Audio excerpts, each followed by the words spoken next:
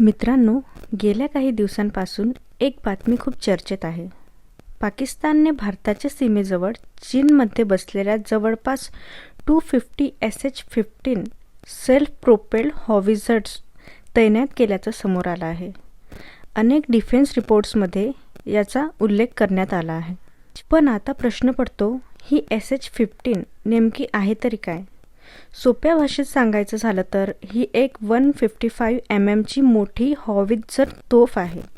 हॉवित्झर म्हणजे अशी तोफ जी खूप लांब अंतरावर मोठे स्फोटक गोळे डागू शकते. पण यामध्ये खास गोष्ट म्हणजे ही तोफ एका मोठ्या ट्रकवर बसवलेली आहे. त्यामुळे तिला कुठेही पटकन नेता येतं. काही मिनिटात पोझिशन घ्यायची, तोफ गोळा टाकायचा आणि लगेच दुसऱ्या ठिकाणी निघायचं. याला सैन्याच्या भाषेत शूट अँड स्कूट म्हणतात. म्हणजे शत्रूला तुमचं लोकेशन समजेपर्यंत तुम्ही तिथून निघून गेलेले असता. आणि इथेच SH-15 धोकादायक ठरते. आता तिची रेंज बघू. सामान्य गोळ्यांनी ही तोफ साधारण 30 ते 40 किलोमीटरपर्यंत मारा करू शकते. पण रॉकेट असिस्टेड प्रोजेक्टाईल वापरला तर ही रेंज 53 ते 70 किलोमीटरपेक्षाही जास्त जाऊ शकते. त्यामुळे ती भारताच्या महत्त्वाच्या पोस्टना दूरवरून टार्गेट करू शकते. आता तुम्हाला प्रश्न पडला असेल, पाकिस्तानने अचानक एवढ्या मोठ्या प्रमाणावर या तोफा का तैनात केल्या? याचं एक कारण म्हणजे गेल्या वर्षी झालेलं ऑपरेशन सिंदूर. पहलगाम दहशतवादी हल्ल्यानंतर भारताने पाकिस्तान आणि POK मधील दहशतवादी तळांवर अचूक कारवाई केली होती. त्यानंतर दोन्ही देशांमध्ये तणाव वाढला.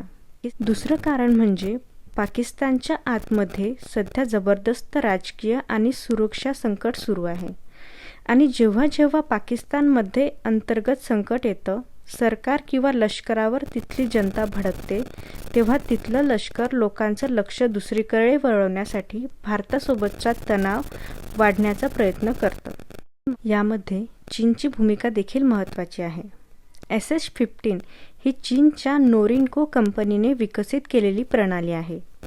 चीनमध्ये तिला PCL-181 नावानेही ओळखलं जातं. त्यामुळे हा फक्त पाकिस्तानचा अपग्रेड नाही, तर चीन-पाकिस्तान डिफेन्स पार्टनरशिपचीही उदाहरण आहे. पण याचा अर्थ भारत मागे आहे का? उत्तर आहे नाही.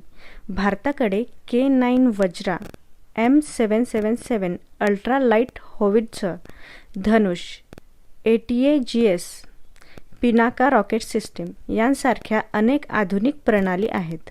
आता SH-15 सारख्या काही तोफांची रेंज जास्त असल्यामुळे भारतानेही त्यावर उपाय शोधायला सुरुवात केली आहे.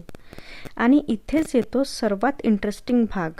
IIT मद्रास आणि भारतीय सैन्य मिळून रामजेट असिस्टेड आर्टिलरी शेल विकसित करत आहेत. रामजेट म्हणजे असा इंजिन जो गोळा हवेत असतानाच त्याला अतिरिक्त वेग देतो. त्यामुळे ती जुनी 155 mm तोफ वापरूनही गोळा खूप जास्त अंतरावर पाठवता येईल.